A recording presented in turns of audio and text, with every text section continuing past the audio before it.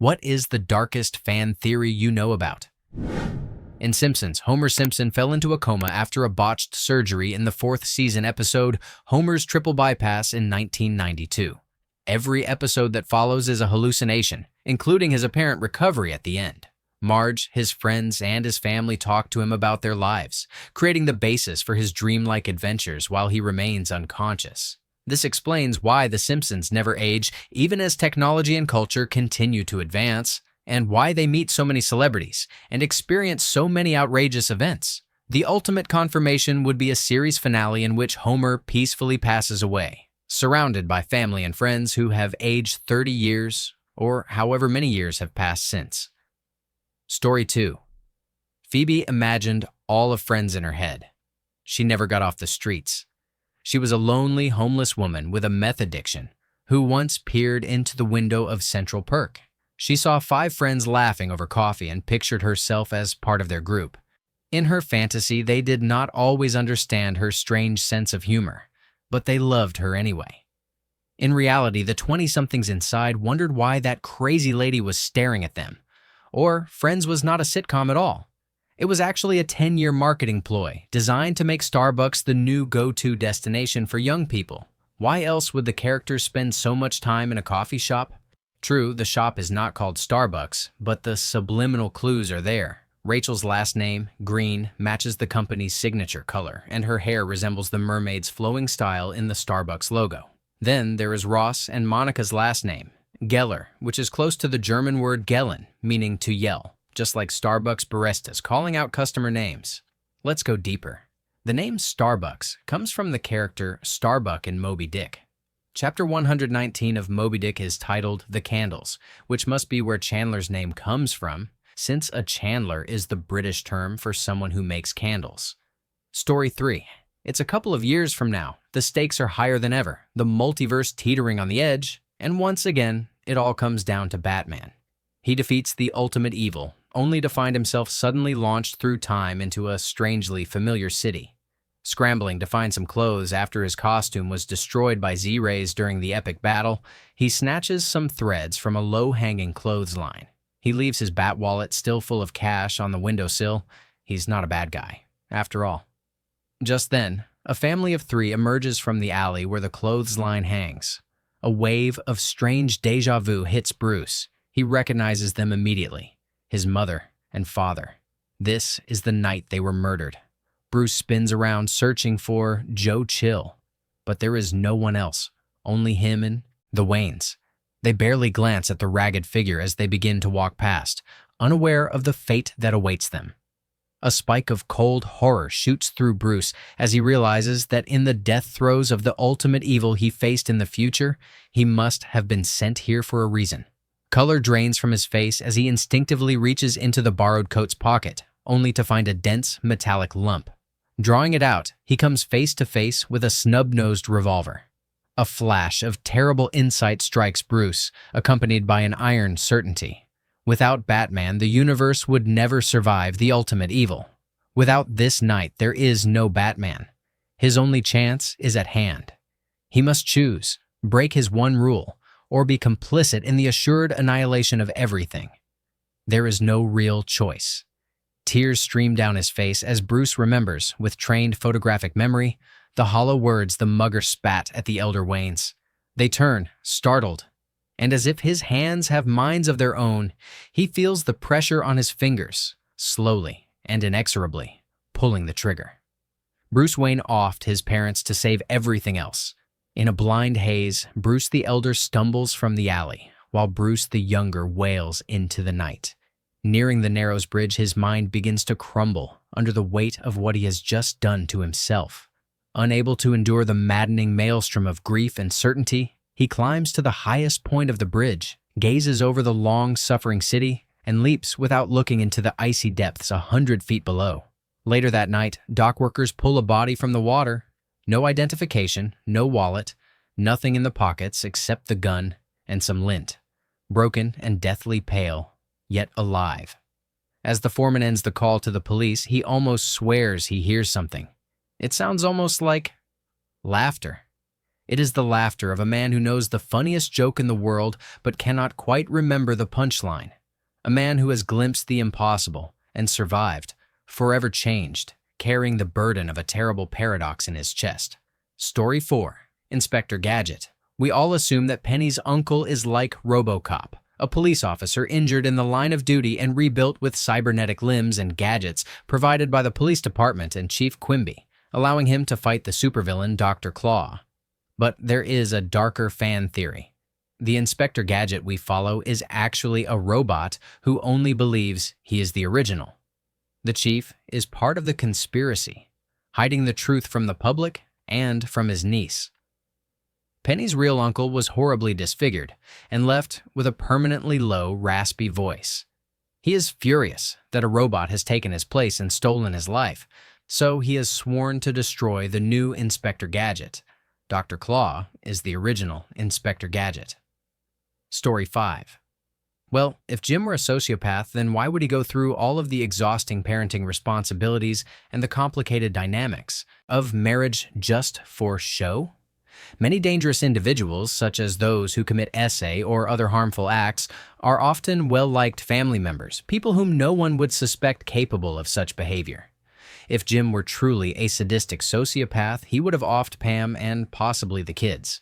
Yet, he carefully protects his family, manipulates situations when needed, and ensures their well-being, showing more narcissistic tendencies than sociopathic.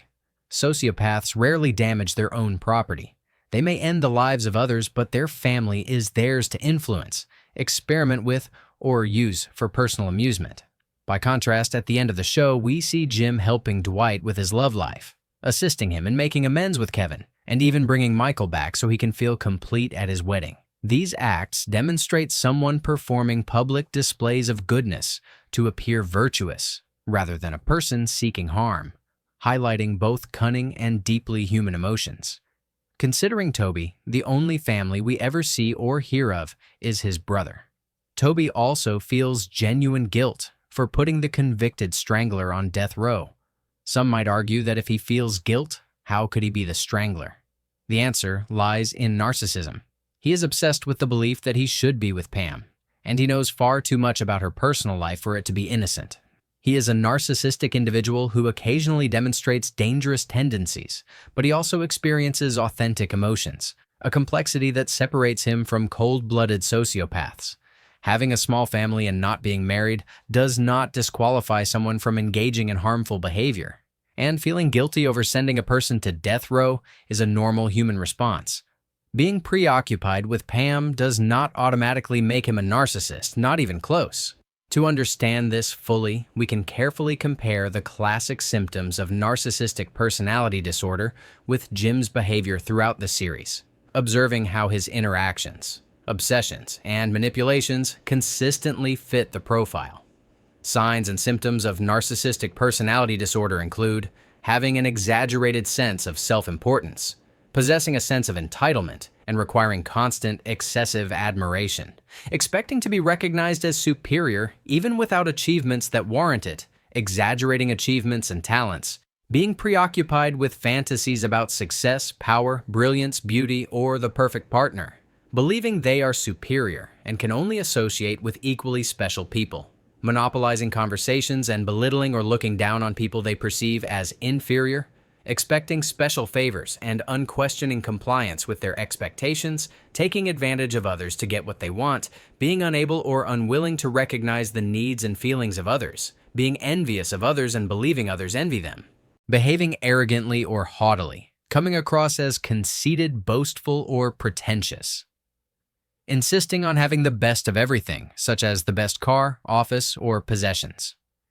Comparing this list to Jim, it becomes evident how closely he fits the profile of a narcissist. He demonstrates a keen awareness of his perceived superiority, is deeply preoccupied with Pam, and carefully manipulates situations to achieve his desired outcomes while maintaining a facade of normalcy. The evidence points clearly to the conclusion that Jim is not a sociopath, but rather a narcissistic individual with intricate, deeply felt emotions, capable of both selfish ambition and genuine care for the people he values. Story 6. Thomas the Train is actually set in a bleak authoritarian dystopia. If you have watched the series without encountering such interpretations, you might assume these readings are ridiculous. In that case, you should spend 4 minutes with The Sad Story of Henry, a segment from Thomas and Friends that aired as the second episode of the first season on PBS. In the US, it was retitled Come Out Henry. It begins on a drizzly day in Sodor, the fictional island in the Irish Sea that serves as the show's setting. Henry, the curmudgeonly train, is terrified to emerge from his tunnel, claiming, "The rain will ruin my lovely green paint and red stripes." Then, Sir Topham Hatt, the railway director, also known as the Fat Controller, arrives. He resembles Monopoly's rich Uncle Pennybags, but with eyes that could almost surely have witnessed unspeakable acts. The Fat Controller orders the passengers to pull Henry out with a rope, but Henry refuses to budge. The passengers try pushing from the other side, to no avail. The Fat Controller declines to physically participate, citing doctor's orders.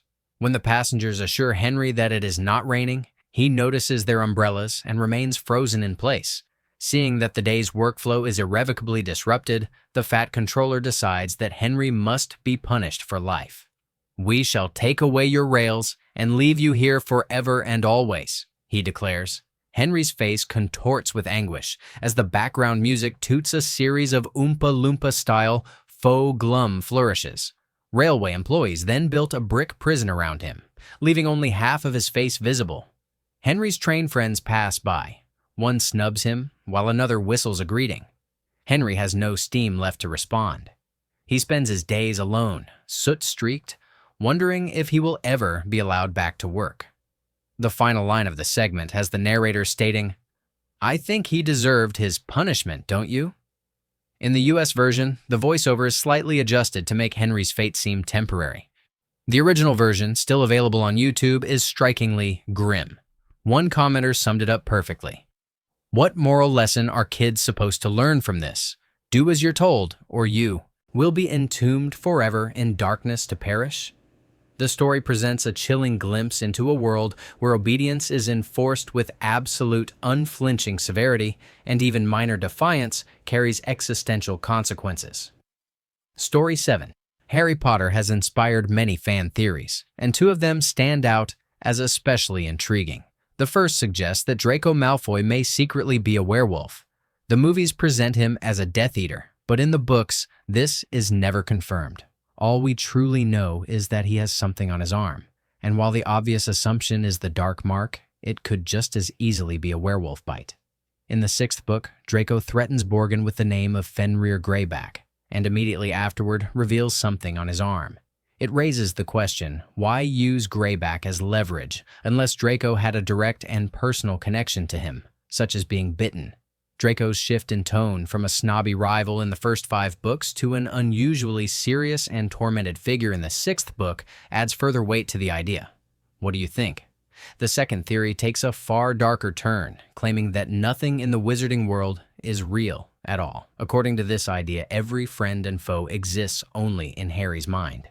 Years of mistreatment and emotional neglect may have driven him into psychological collapse, causing the Dursleys to send him to a mental hospital. There, cut off from the outside world, he created fantasies in which he became someone extraordinary rather than invisible. Within this imagined reality, each major character symbolizes a piece of Harry himself. Ron and Hermione may represent his aching desire for genuine friendship, while Draco might embody the bitterness and resentment he feels toward the Dursleys. What are your thoughts on this interpretation? Story 8. It becomes even more plausible when you consider that Buffy admits in one episode that her parents actually had her admitted to a mental hospital when she first became a Slayer. She told them the truth, but they thought she was delusional and committed her. The revelation that Buffy had informed her parents she was a Slayer before Joyce discovered it in Season 2 raises many questions.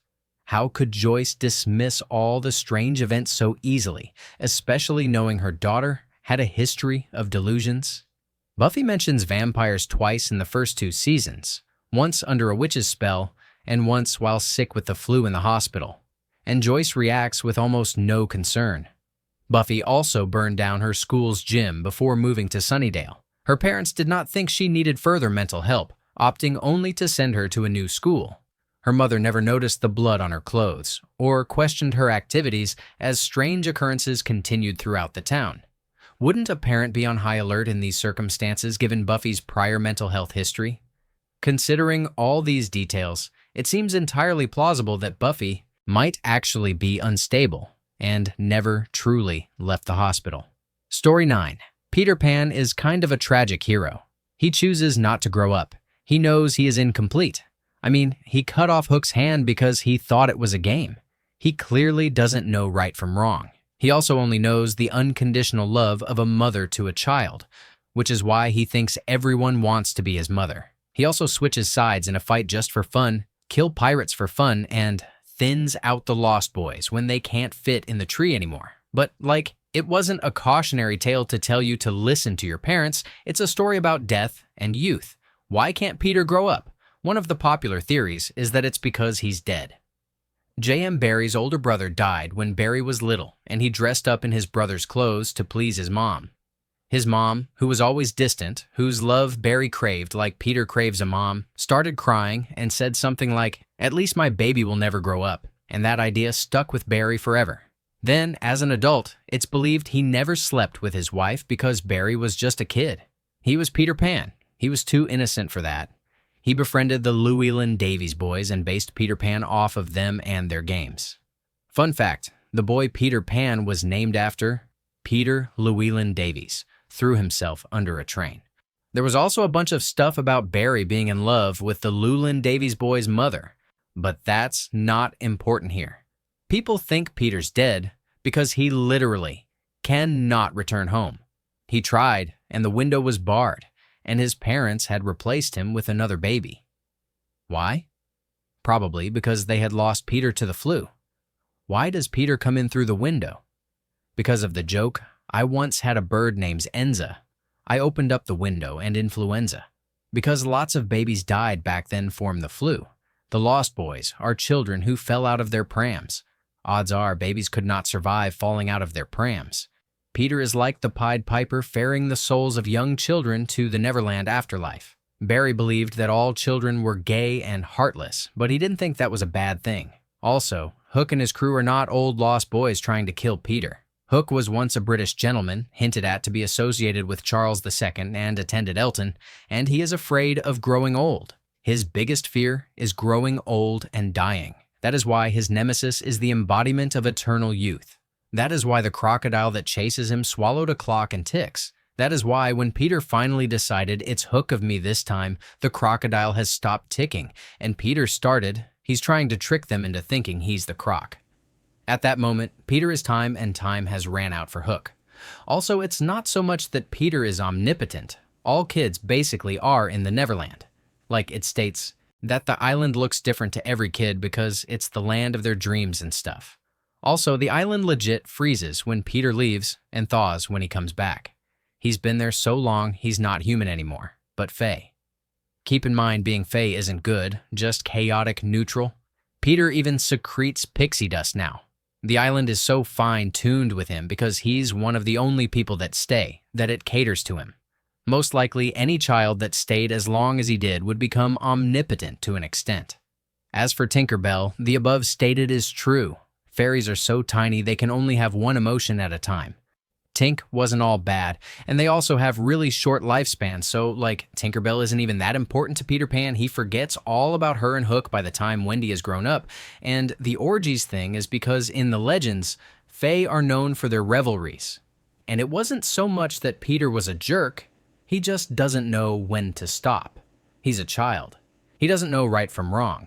He doesn't know when to stop playing. Cutting Hook's hand off was a game to him. He also has the memory of a child, so odds are he just forgot to teach kids how to stop flying or how to imagine food, etc. He is just carefree, like all children. Everything is a game to him because he never learned anything else. But no, Peter Pan is not a cautionary tale. Barrie loved his character and the story and brought up a lot of good things in it. He wrote Peter as an exaggeration of a cocky, overconfident boy, but Peter wasn't afraid of death. It says, he felt scared, yet he felt only one shudder run through him when any other person would have felt scared up until death. With his blithe attitude towards death, he says, To die will be an awfully big adventure. With that, Barry is showing us both a naivety and bravery we possess as children, but lose as adults, and is basically telling us that we shouldn't let that go. Like, the point is growing up is inevitable, but you don't have to lose everything. Story 10. In The Incredibles, Edna Mode's iconic line, "No capes," and the anger she shows when someone mentions them might be a PTSD showing. Just put yourself in her shoes. You're the most renowned superhero costume designer, as far as we're told, and you keep seeing the news covering the deaths of superheroes, which were caused by the very capes you added to their costumes. Imagine her going to each of their funerals, probably blaming herself for, indirectly and unwillingly of course, causing her clients premature deaths. Especially Stratigales, who, according to actual movie canon, was a teenager when she got sucked into the jet turbine. And yet, it was likely that she gave just one more person a cape after all of that. You see, there's a very common theory that Syndrome knew who Edna Mode was, considering his obsession with being a superhero and Mr. Incredible in particular, who was himself Edna's client. She would be his most logical choice for a suit maker, due to said obsession. And she, being who she was, probably knew that Syndrome would be no hero. Seriously, just look at his suit, and that he'd have to be stopped. So, she gave the heroes a little help, indirectly and willingly. By giving Syndrome a cape she knew would probably lead him to his own demise. So, in summary, Edna's designs killed many heroes, yet also killed one supervillain, and possibly saved the world. Story 11. On the 23rd of April 2014, Maxwell, the Geico pig, proudly announces, "Who's got 2 hooves and just got a claim status update from Geico? This guy, that's who." Now, pigs have 4 hooves, so what exactly happened to Maxwell's 2 hind hooves? Let us investigate this peculiar mystery step by step. On the 9th of January 2014, Maxwell renewed his driver's license and his hind hooves are clearly visible. Later, on the 23rd of March 2014, Maxwell buys a brand new sports car, demonstrating his love for excitement and speed. By the 11th of June 2014, he is shown working as a ticket taker in a movie theater, spoiling plot twists for every film, although his hind hooves are no longer visible. So, at some point before the 23rd of April, Maxwell lost his hind hooves, but how could this have happened? To answer this, let's consider what we know about Maxwell's lifestyle. From early childhood, he lived a thrill-seeking life, always chasing the next adrenaline rush. As he grew older, Maxwell continued to pursue ever more dangerous adventures, constantly craving the most intense pure adrenaline experiences. I propose that, giddy with the excitement of owning a high-performance sports car and confident in the security of his Geico insurance coverage, Maxwell drove recklessly. So recklessly, in fact, that he caused a major automobile collision, resulting in the amputation of both his hind legs. While some may find this theory far-fetched, it is medically plausible. According to WebMD, approximately 1.8 million Americans live with amputations, with leg amputation, either above or below the knee, being the most common. The most frequent cause of these amputations is severe injury from automobile accidents. WebMD also notes that recovery can begin quite quickly. Practice with an artificial limb may start as soon as 10 to 14 days after surgery, with complete healing typically occurring within 4 to 8 weeks. This explains why we observe Maxwell performing yoga exactly 1 month after buying his sports car, and presumably after his accident. Yoga for amputees addresses specific needs such as pain relief, phantom pain management, stress reduction, PTSD, grief over limb loss, body alignment, balance, building confidence, safety, healthy choices, and learning to live with or without a prosthesis. Clearly, Maxwell has used this time wisely to recover from his injuries and regain mobility. The timeline fits neatly. Maxwell purchases a sports car on the 23rd of March, suffers a devastating accident, undergoes immediate surgery to remove both hind legs, receives specially fitted prosthetic limbs, and rehabilitates through yoga, eventually returning to his duties at the movie theater. Yet this explanation raises further questions. Has Maxwell ever worked at this movie theater before? Did he ever mention it? It seems strange that a successful spokespig for Geico would take on a second job. Surely he would not need the extra money to cover his medical expenses, as Geico would have insured the accident. His claim update, referenced on the 23rd of April, likely pertains to his sports car accident and resulting double amputation. The more troubling question is why Maxwell requires a second job. My theory is a dark one. Perhaps his accident involved other cars or pedestrians, and he may be facing lawsuits or legal fees to defend himself. He may be strapped for cash due to these obligations, forcing him to work outside his usual role as a Geico spokesperson. Why hasn't the story been reported? Who is covering it up? What became of the other parties involved in Maxwell's accident? These questions remain unanswered, leaving us to speculate about the unseen consequences of Maxwell's reckless, thrill-seeking lifestyle and the mystery of his missing hind hooves. Story 12. It is a neat theory for sure, but I believe it may actually work the other way around. That is, Cersei and Jaime might be the Mad King's children, while Tyrion is truly Tywin's. There are several subtle clues scattered throughout the books that could support this interpretation. While these hints are not concrete evidence, the symmetry they create in the storytelling feels too elegant to dismiss, especially from the perspective of someone who dabbles in writing and narrative structure. Consider the reports that King Aerys took liberties with Joanna during her wedding to Tywin. This might relate to an old custom in which the king supposedly had the right to be the first to bed the wife of a lesser lord. It is possible that Aerys actually did sleep with Joanna first, impregnating her before Tywin could. There is also a saying that whenever a Targaryen is born, the gods flip a coin, reflecting the tendency among Targaryens toward madness, obsession with fire, and fire-related acts of cruelty. Cersei herself becomes increasingly sadistic and obsessed with wildfire, ultimately preparing to commit fiery genocide against her own people, much like Aerys once attempted.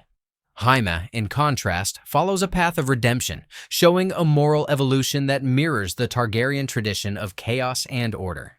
Targaryens are also famously prone to sibling-based romance, which we observe with Cersei and Jaime. There is also a subtle remark from Jaime's aunt on Tywin's side, suggesting he is not truly his father's son, while Tyrion is. On the surface, this could simply reference personality traits, but it could also hint at a more literal truth. The symmetry becomes even clearer when considering Tywin's obsession with status. He despises Tyrion for being a misshapen dwarf, while he dotes on his firstborn twins who excel in the traditional gender roles of Westerosi nobility, Cersei as the beautiful, politically ambitious daughter, and Jaime as the celebrated knight. The irony is that the child he actually loves and respects might not be his, while the one he loathes could be his true son. This theory also reframes the notion of Tyrion as the Kingslayer. If Aerys was actually Jaime's father, then Jaime would also technically be a kinslayer. Jaime is not merely the Kingslayer of Robert's rebellion. He is potentially repeating a pattern of familial obligation, fulfilling the role necessary to save others, much like the Valan Quor prophecy predicts. Cersei, as the eldest twin, could carry out her father's crazed plan to purge King's Landing with wildfire, while Jaime might intervene to prevent disaster, echoing his past heroics. The implication for Joffrey is equally fascinating. If Cersei's children are partially or entirely Targaryen, Joffrey might have been the rightful heir to the throne. This would suggest that Ned Stark's intervention and the resulting war may have been avoidable under a different understanding of legitimacy. Furthermore, Cersei's children seem to follow the Targaryen insane sadist/good child coin flip, alternating between cruelty and relatively good behavior. This idea resonates with historical events such as the Blackfyre Rebellion, when Targaryen bastards clashed against true-born Targaryens for control of the throne. If Daenerys and Cersei were to confront each other, dragons would become a central element in the conflict, further reinforcing the Targaryen pattern. There are additional details that could be explored to strengthen this theory, but these are the main threads I could recall off the top of my head, illustrating the elegant symmetry and tragic potential of this reinterpretation. Story 13. The darkest fan theory I have ever encountered is the one that suggests the true motives behind all of human history are not at all what they appear to be. That is right, this fan theory proposes something enormous, that humans do not actually have free will. It goes further, claiming that multiple secret societies are involved in a hidden conspiracy, working together to perpetuate a myth about human freedom and to prevent humans from discovering their true nature as beings without any control over their own actions. According to this theory, the real purpose of religion, politics, and economics is not what we are told. Religion, it claims, exists primarily to keep humans distracted from their lack of free will. Belief in an afterlife is suggested to serve as a mental diversion, keeping people from contemplating the fact that they have no genuine control over what happens to themselves or others. The promise of reward or punishment in another life becomes a comforting illusion that allows humans to ignore the constraints of their existence. Politics, the theory suggests, operates similarly. It is often little more than theater, designed to occupy large groups of people with tasks, debates, and rivalries, while giving them the illusion that they are influencing outcomes. Citizens who believe they are making a difference through political action are, according to this idea, simply being manipulated into thinking they have free will, when in reality, their choices have no real effect. The political world becomes an elaborate puppet show, and humans are merely the unaware puppets. Economics, too, is seen as a mechanism for distraction. This theory suggests that the systems of work, wealth, and trade are less about fulfilling human needs or providing luxuries, and more about keeping people occupied and compliant. If humans were truly aware that they had no free will, the argument goes, they would have no motivation to labor, strive, or accumulate. Concepts like economic progress, social advancement, and personal success are therefore described as illusions, tools to make humans feel purpose and to keep them busy with endless activity. Finally, the theory offers a chilling reason why everything in human reality seems designed this way. It suggests that humans themselves are not autonomous beings at all, but rather advanced machines, sophisticated programs created by an intelligence far more powerful than anything we can imagine. According to this view, people are not individuals with independent thought, but coded constructs following hidden algorithms designed by their creators. One of the most striking things about this theory is its simplicity. It neatly bypasses all questions about the existence of God and dismisses the idea of an afterlife entirely. Everything becomes clear, it claims, once you accept that human freedom is an illusion and that our reality is orchestrated by forces far beyond our comprehension. Story 14. Peter Pan is the story of the boy who would never grow up, guiding the Darling family's children, Wendy, John, and Michael, from their home in London to the magical world of Neverland in the early 1900s. The story was originally written as a book by J.M. Barrie and was later adapted into a classic animated film by Walt Disney Studios in 1953. "To die would be an awfully big adventure," is a famous quote from Peter Pan. Ever since J.M. Barrie's book, a popular theory has circulated suggesting that the reason Peter and the Lost Boys never grow up in Neverland is that they are already dead. In this interpretation, Peter Pan functions as a kind of angel, guiding children who have passed away to their final resting place, a magical realm often referred to as Neverland or Heaven. Sometimes it is suggested that Peter also brings children who have had troubled lives to Neverland, allowing them to escape pain and experience joy, forever free from growing up, because they have already left the world of the living. Although this may sound far-fetched, there is some grounding in Barrie's own life and actions. He famously left the rights to Peter Pan to a children's hospital, ensuring that the story would help fund efforts to sustain the lives of terminally ill children. This decision gains poignancy when one considers Barrie's childhood. At the age of 6, his older brother David suffered a fatal skull fracture in a skating accident and died just shy of his 14th birthday. In his mother's imagination, she said her boy would remain a child forever, an idea that deeply influenced Barrie's creation of Peter Pan. The theory is further supported by Peter's statement, "All you need is faith and trust." Faith can also be interpreted in a religious sense, and many religions hold that when people die, they are taken to meet the God they believe in.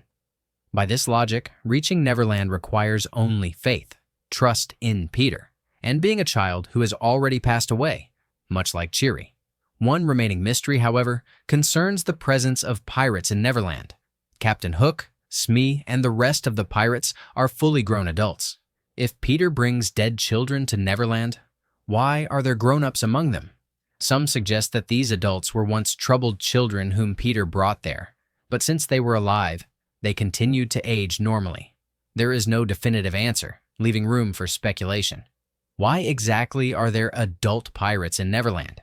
That remains one of the lingering enigmas of this darkly whimsical world. Story 15. Here's one that is actually extremely plausible, and from a source you would never expect. You know the Jackbox Party Packs. You know how the host of Split the Room is a talking cat, a parody of Rod Serling. Well, he actually has a backstory. He used to be a normal pet cat owned by Cookie Masterson, the host of You Don't Know Jack.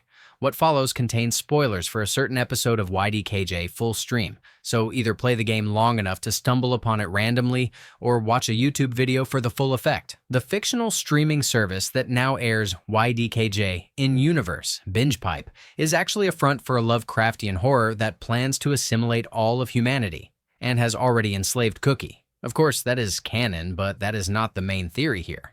In addition to posing as a streaming service, BingePipe also has offshoots dedicated to things like food, the full stream in-game commercial, hotels, the patently stupid intro, and even genetic engineering, as revealed in an Easter egg if you log in using the name of a well-known fan artist. Meanwhile, Cookie's pet cats are named Poopsie and Mayonnaise, according to the classic YDKJ games. And one of the t-shirts on the official Jackbox merch site calls the Split the Room cat Mayonnaise. Other sources confirm this as well. Both cats have spots on their heads, and one potential bulletin board notice on the login screen for patently stupid reads, "Two cats need a home. One of them is a person." Cookie cannot really take care of his cats if he has been turned into content after all. More importantly, Owen Watson, who designed Mayonnaise, confirmed on the official Jackbox Discord server that Pet Mayo and Host Mayo are the same cat. Finally, one of the intros to a scenario in Split the Room is, "And now, BingePipe presents." In addition, the credit sequence of STR shows Mayonnaise setting up the presentation, performing tasks like hanging the decisive dimension doors, implying that the show exists in-universe as a TV program. The inevitable conclusion is this. After enslaving his owner, BingePipe genetically modified Mayonnaise to become a furry for the sole purpose of hosting one of their shows. Story 16. Jim is the Strangler. He spends 9 years performing in front of the cameras after everyone else has forgotten they are there, demonstrating extreme narcissism and a meticulous desire to control perception. The Strangler never ends the lives of anyone when Jim is out of town, suggesting a direct link between his presence and the incidents. We frequently see Jim orchestrate extremely time-consuming pranks and manipulations for his co-workers with a chilling disregard for the emotional consequences. His actions may appear playful on the surface, but they reveal a deeply calculated psyche that thrives on control and subtle torment. Jim sometimes performs selfless or heartfelt gestures, but these are carefully staged to elevate his social standing. This is evidenced by the fact that they tend to occur at dramatic or orchestrated moments, maximizing his perceived virtue in the eyes of others. On Halloween, when Dwight dresses as a cartoon strangler, Jim is visibly offended by the slight against his alter ego's reputation. He responds by dressing as himself, ensuring that the real strangler is symbolically present and that he has successfully manipulated everyone into acknowledging his power.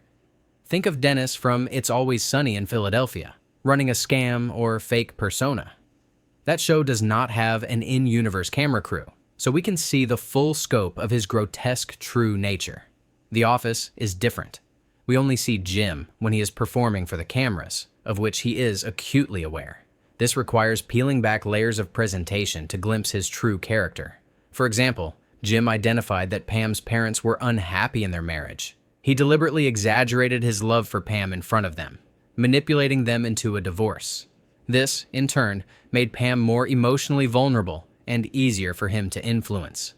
When Pam heard the rumors of what Jim had been saying, it had the added effect of deepening her emotional indebtedness to him. In some episodes, when Jim hugs Pam, one can see the fleeting moment on his face where he imagines the thrill of holding her tightly, of having complete control, yet restrains himself because the timing is not right. The tension is deliberate, calculated, and unsettling.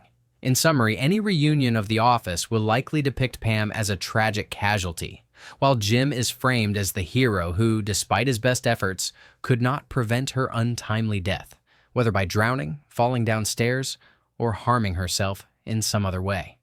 Story 17. This is one of the darkest theories I know, and one I believe may have been intended by the writer. Radio Flyer features Tom Hanks as an adult, recounting his abusive childhood to his own children. He had a younger brother, and their stepfather was extremely physically and mentally abusive, especially toward the younger sibling. He insisted that the children call him the king. Eventually, the brothers come up with a plan to turn their radio flyer wagon into an airplane as a way to escape. The flashback ends with the two boys being chased up a mountain by the king. In the story, Tom Hanks tells his children his younger brother takes off in the radio flyer and flies away, traveling all around the world. However, there are numerous contradictions to this supposedly magical ending. A local cop who had known about the abuse but could not intervene arrests the king and remarks that he will never hurt anyone again. Their mother is shown weeping. Later, when the older brother looks at cards supposedly sent from his younger brother's travels, their mother is crying in the background. Additionally, the family has a pet turtle that had been with the younger brother on the radio flyer. Yet the same turtle appears in the present timeline with Tom Hanks. The dark theory, then, is that the king killed the younger brother at the top of the mountain. The rest of the movie was not magical. The craft they built could not have flown. The brother simply never returned. He was around 6 years old. The story of him flying away seems impossible, but the possibility of his tragic death fits the evidence and adds a chilling weight to the narrative.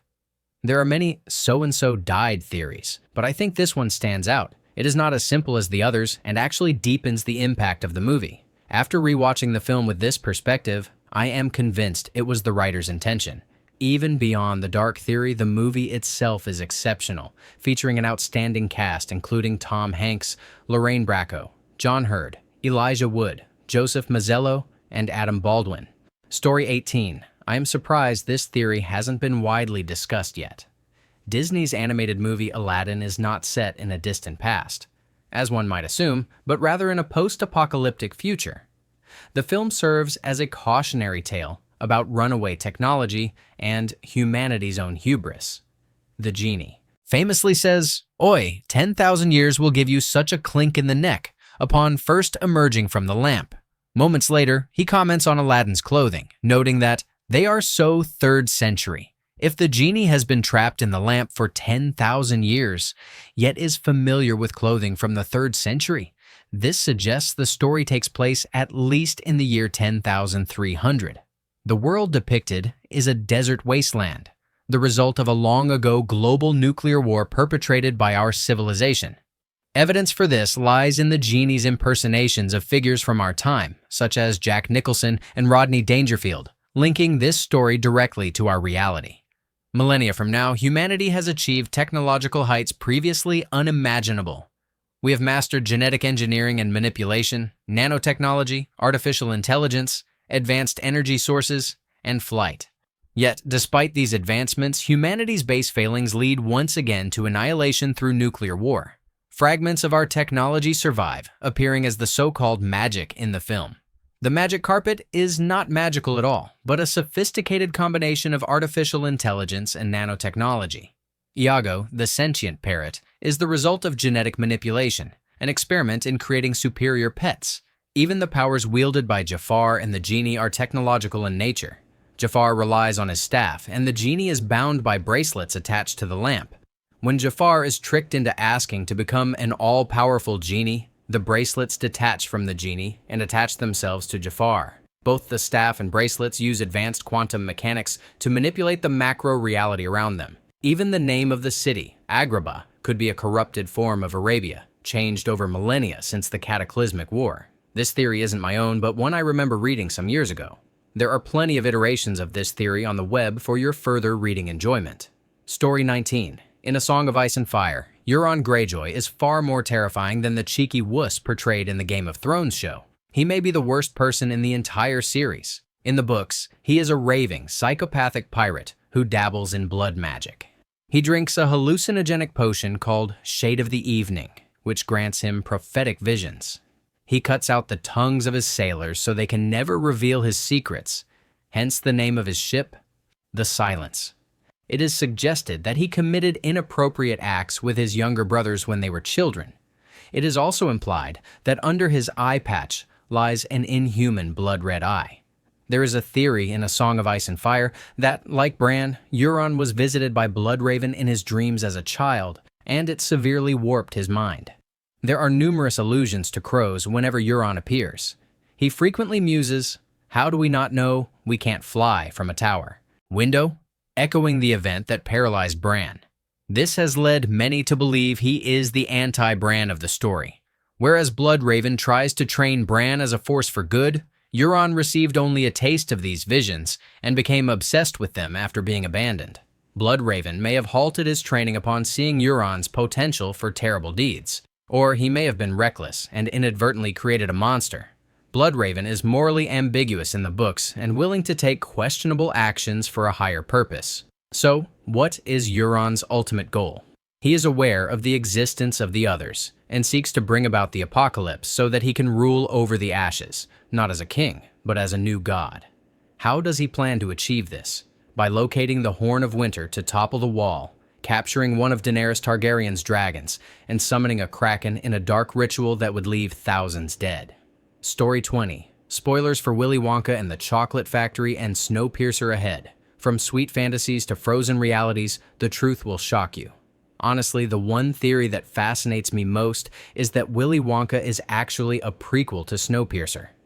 Several connections support this, even though it is not a flawless theory. They frequently mention that certain parts went extinct. It is a strange way to phrase it, as they could have simply said that none were left. However, perhaps this is referring to how the various machinations of the train were originally powered by Oompa Loompas, who eventually all died off, hence going extinct.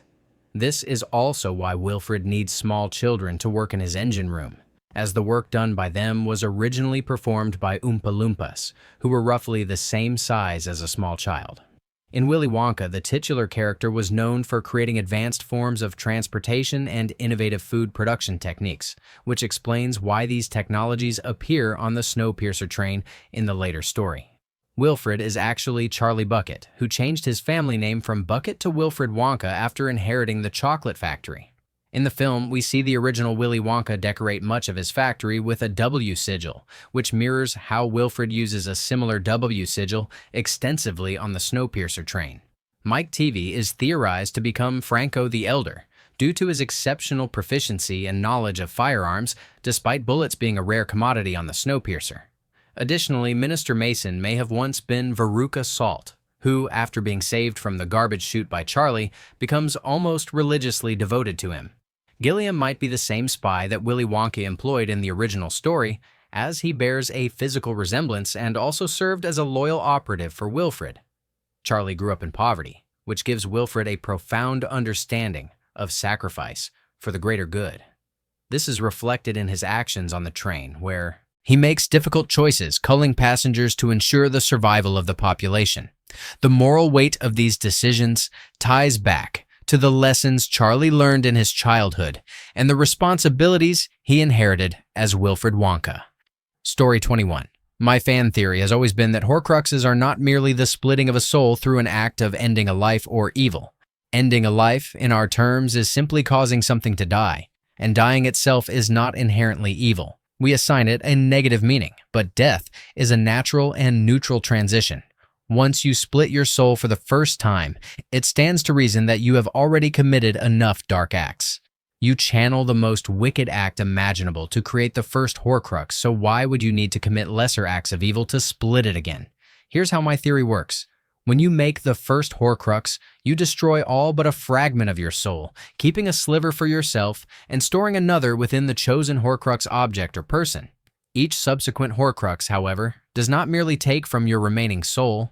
Instead, it pulls fragments of soul from the afterlife or from the veil between life and death, as governed by the Ministry of Magic. This explains why death plays such a crucial role in Horcrux creation. You need a new soul to replace the portion you are attempting to drag back from the afterlife. It also sheds light on how Harry became an unintended Horcrux. Voldemort, performing his standard ritual to end someone's life and create a Horcrux, was thwarted when the spell rebounded due to Harry's mother's protective magic. In the reversal, Voldemort effectively ended up destroying himself, but the Horcrux spell had already been cast.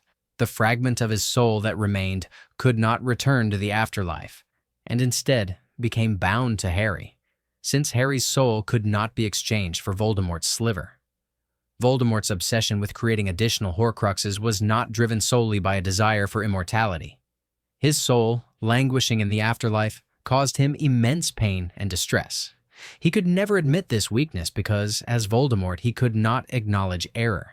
Each Horcrux was a desperate attempt to reclaim the wholeness of his soul, to ease the torment he endured in the veil between life and death. Story 22. Lily Potter was charmed into loving James Potter by some or all of the Marauders. She's described as a kind and intelligent girl from a Muggle home who befriends young Snape. By her 5th year, it becomes clear that James harbors a crush on her, which she does not reciprocate. She calls him a Torag, addresses him only by his last name, and despises him for being a bully. Soon afterward, James continues to actually torment her childhood friend, and Lily stands up to the Marauders. Snape calls her a mudblood, which reportedly ends their friendship. However, this makes little sense. Snape is himself a half-blood, and Lily is aware of both his status and his impoverished family background in the Muggle world. The typical response to anger at a friend is not to begin dating their tormentor, especially if one has no desire to be friends. The Marauders had already tried to seriously end Snape by putting him in contact with a werewolf. This bullying continued throughout their Hogwarts years. Both James and Sirius came from pure-blood families with extensive means and a demonstrated willingness to commit such acts. At no point does anyone, neither Sirius, Remus, Dumbledore, Slughorn, nor anyone who personally knew Lily, ever tell Harry a story about how his parents fell in love or describe them as being romantically involved. The one instance we are told about them as a couple suggests that the Dursleys could not stand James, who was just as arrogant and materialistic as Vernon. Despite their great sacrifice in ending Voldemort and the celebration of the boy who lived, no one ever records or informs Harry of what caused Lily Evans, an independent thinker, intelligent, confident, kind, and capable witch, to suddenly begin dating a wealthy, abusive bully, and apparently sever all ties with anyone who had previously known her. Story 23. Pokémon destroyed the world. In the near future, genetics advanced to the point where designer pets became possible. People began having miniature elephants and giraffes alongside dogs and cats. This fad lasted for decades, but eventually, people grew tired of the same old options. A company then created artificial pets, genetic creations that combined features of different animals. Designer pets quickly became all the rage. These pets were custom engineered and could be fully digitized and stored in the cloud. That, however, is where the problem began. The first few versions of Pocket Monsters were harmless, cute, and cuddly, and no issues arose. But decades later, mutations began to appear. The genetic resequencing used by the designers involved experimental radiation, and over time, that radiation began supercharging the pets. They began exploding from the internal power imbalance. Soon, the power shift altered the Pokemon's behavior, turning them from cuddly companions into berserk atom bombs. Over the next few decades, they destroyed much of the world. Humans were pushed to the brink of extinction, with only isolated pockets of survivors barely managing to hold on. Centuries passed with this new dynamic becoming the norm. Eventually, a method of control was discovered. It was learned that the power within Pokémon could be released in a controlled fashion to lessen the chance of rage. A new routine was established. The youth of a village would be called upon to periodically drain the power levels of surrounding Pokémon. This kept the village safe and gradually fostered a bond between Pokémon and humanity. This is the world Ash is born into. A world that has long ago forgotten the truth behind Pokémon, long ago accepted them as being a natural part of their world. A world that only exists because the youth are tasked with the responsibility of training Pokémon to be used in draining other Pokémon's power levels. Story 24. I'm surprised no one's mentioned the Ocarina of Time Sage theory. If you play Saria's song after first grabbing the Master Sword, you get a cry for help as she has entered the Forest Temple and been ambushed by monsters inside. Link rushes to her rescue, but he's too late, and by the time he arrives, she is already gone. Link meets with Darunia while he is in the Fire Temple, and Darunia says he is going to take on Volvagia despite not having the Megaton Hammer. This ends entirely as you might expect. Link also meets with Ruto in the Water Temple, but she suddenly disappears without a trace. Presumably, she was attacked and offed by monsters. Bongo Bongo escapes from the well after Impa sealed it in there, and she goes to the Shadow Temple to try and seal it again. She is unable to do so and loses her life in the process. Link meets with Nabooru as a child and watches Twinrova trap her in a magical vortex. As an adult, Link is forced to fight her as a brainwashed Iron Knuckle. Once Link breaks her free of the spell, they recapture her and offed her. And Rauru, we don't know much about except that talking to one of the Gossip Stones with the Mask of Truth states that Kaipora Gebora is a reincarnation of an ancient sage. Rauru simply passed away from old age before the start of the game and came back as an owl. TLDR, the 6 sages are either dead or die in the course of the game to be reincarnated as sages. Story 25. Many fans have suggested that Edna Mode's famous declaration, "No capes," might not simply be a design preference, but a sign of deep emotional strain. Considering her role as the most reputable superhero costume designer, it is easy to imagine her watching, again and again, as news reports describe heroes meeting tragic ends because of the very capes she crafted. The weight of witnessing so many losses tied directly to her own creations would leave anyone shaken. She likely stood at the funerals of these heroes, quietly blaming herself for contributing, even unintentionally, to their early departures. Stratoggle's case would have been especially heartbreaking, since the movie canon presents her as a teenager when she was pulled into a jet turbine. Edna would have carried that memory as a constant reminder of how a seemingly elegant design choice led to devastating consequences. Despite all of this, it is widely believed that she designed at least one more cape after those tragedies. A popular theory suggests that Syndrome was well aware of Edna's reputation, given his obsession with superheroes and with Mr. Incredible in particular, one of Edna's longtime clients. If Syndrome wanted a suit worthy of a hero, she would be the most logical, and perhaps the only designer he would seek out. And Edna, always perceptive, almost certainly recognized that Syndrome was no true hero. His attitude, his theatrics, and especially the design of his suit made that obvious. Believing he posed a threat, she may have chosen to offer subtle aid to the real heroes by allowing him to wear a cape she knew could ultimately work against him. In doing so, she indirectly, and this time willingly, provided a way for him to be stopped. In the end, Edna's creations may have cost many heroes their lives, but that same design flaw also contributed to the downfall of a dangerous supervillain. In a roundabout way, the very thing that once brought her guilt may have helped save the world. Story 26. That is certainly an intriguing theory, and it leads to one of my own long-held interpretations. In my personal canon, Tom Bombadil is one of the Valar, though identifying exactly which one remains uncertain. If he were Eru Iluvatar himself, I imagine he would show far more active interest in the world he shaped. His distance from the affairs of Middle-earth feels too deliberate, too passive, for the one who created everything. Yet there is a contradiction that keeps the question alive. Tom refers to himself as the eldest, and if he were not Eru, the statement would seem inaccurate. Perhaps, however, he is Eru, simply a creator weary of governing the world he formed. Instead of reshaping it or allowing it to fall into ruin, he may have chosen to withdraw to a quiet corner of it, settling in the Shire to live in peaceful obscurity. He could have shaped Goldberry for companionship, spending ages quietly amused until the hobbits wandered into his life. Meanwhile, the old forest may have risen in twisted rebellion around him as Melkor attempted to smother his presence, yet Tom barely noticed any of it, intervening only when 2 hobbits needed rescuing from an ill-tempered, hungry willow. Another version of this idea suggests that Tom is indeed Eru, but withdrew to the old forest with purpose rather than apathy. He may have foreseen the danger the forest posed, knowing that without guidance it would eventually darken into a stronghold comparable to Isengard or Mordor.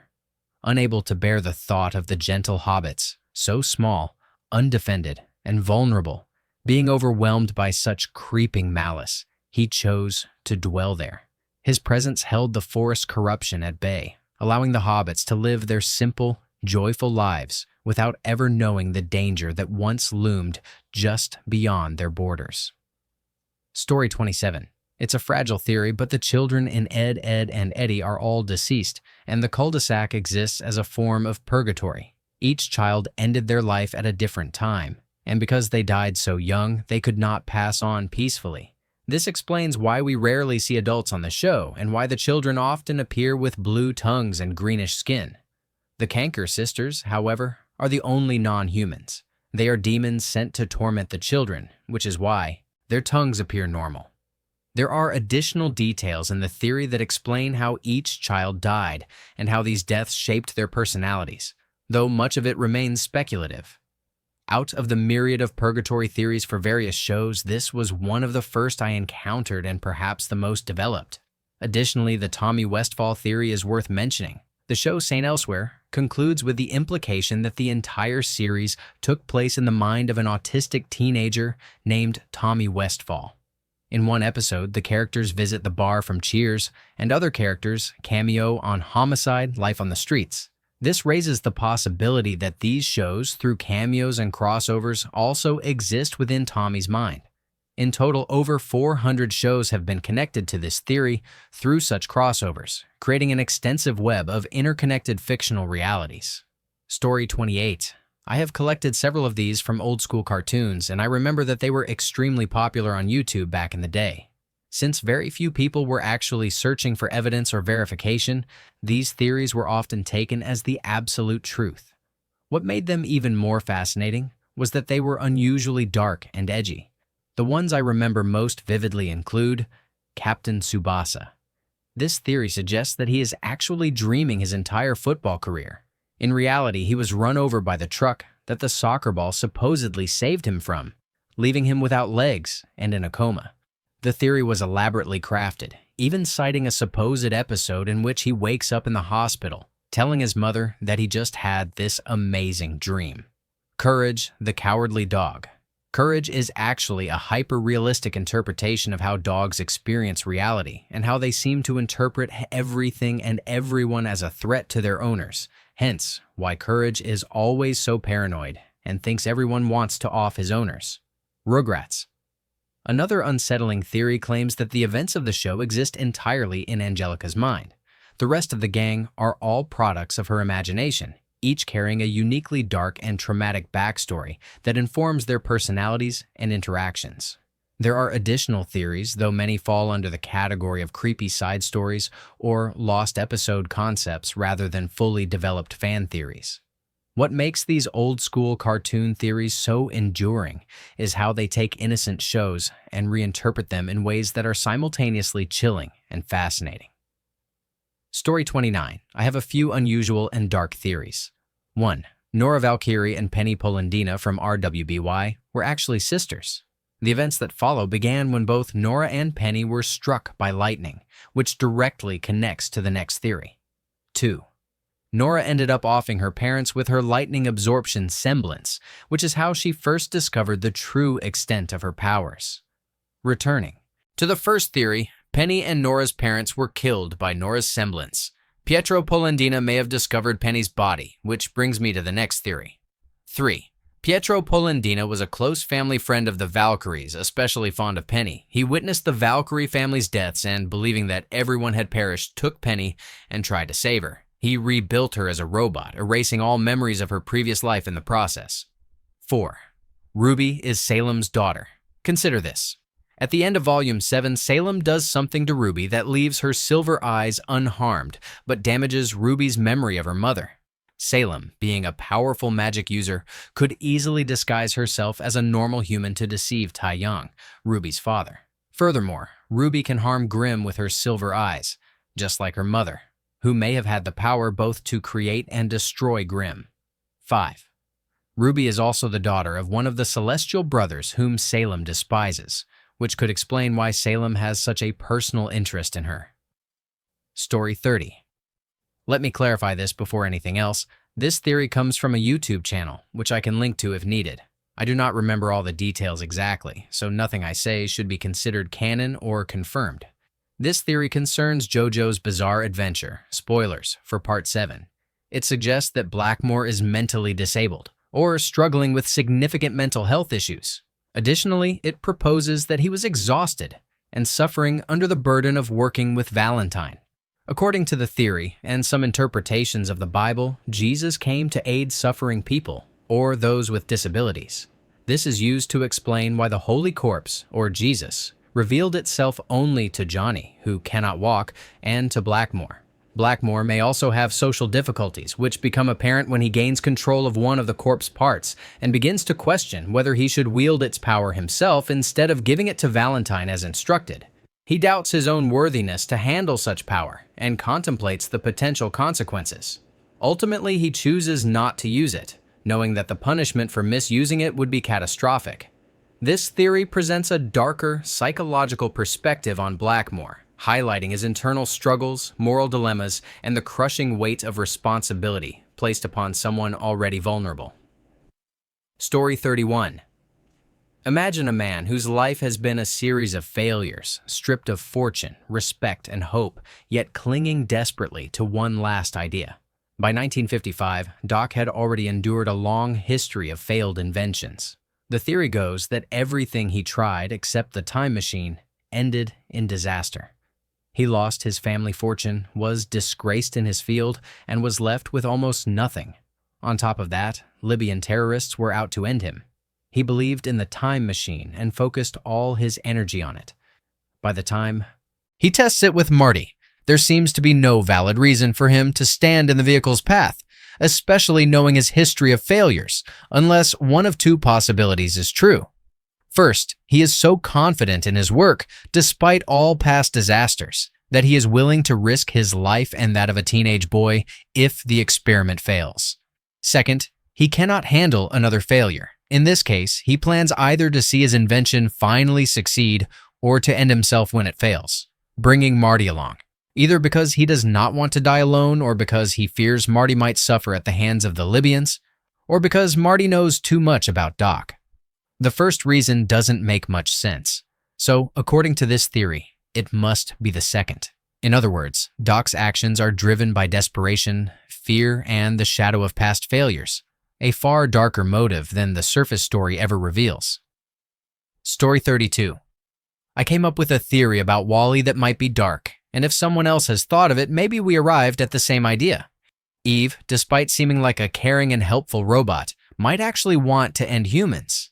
She is one of the few robots that observed the Earth's condition firsthand, and she could calculate that the chances of human survival there were extremely low. A robot capable of such analysis would not waste time searching for a plant unless it had another purpose.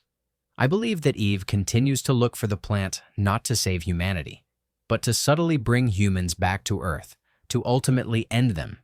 Think about it. If Eve gained consciousness, she could have the ability to destroy humans rather than help them. She has no inherent motive to save them, but she might have grown tired of humans exploiting robots as tools. Finding a plant could be her way of subtly orchestrating humanity's demise. However, when Eve meets Wall-E and eventually develops feelings for him, her original motive seems to shift. Her love for him could transform her actions, leading her to protect humans instead of harming them. Even so, the darkness of her initial plan, the potential extinction of humankind, makes this fan theory one of the bleakest interpretations of Wall-E's story. Story 33. It all starts with GLaDOS's cores, which already show that Aperture can manipulate AI in ways beyond standard programming. But the theory becomes darker when you consider a line in one of the testing spheres that suggests something far beyond GLaDOS herself. Some of the personality cores have extreme obsessions. One is consumed with space, while another shows an adventurous and brave personality. Aperture's AI is implied to be sentient, and the transfer process used on them often causes significant corruption. The personality cores we see appear heavily distorted, hinting that something has gone wrong during these transfers. The connections become more disturbing when you notice lines mentioning test participants as "great job, astronaut, war, hero," and / or Olympian, followed later by "you might know us as a vital participant in the 1968 Senate hearings on missing astronauts." These references imply that the AI may interact with real-world events or individuals, suggesting a reach far beyond the controlled test chambers. Even more unsettling is how the cores behave despite their obsessions. The Space Core, for example, is so focused on reaching space that it cannot stop talking about it. Yet after achieving its goal, it suddenly decides it no longer likes space and wants to return home. These cores are not limited to a single function. They exhibit awareness, adaptability, and desires that hint at true sentience. Ultimately, this theory suggests that Aperture's AI system is far more dangerous than it appears. What seems like quirky or humorous behavior in the personality cores may actually be the result of sentient, corrupted minds capable of acting outside their intended purpose, making them unpredictable and potentially uncontrollable. Thank you for watching. If you enjoyed this video, be sure to give it a thumbs up, subscribe, and hit the bell icon so you never miss an update.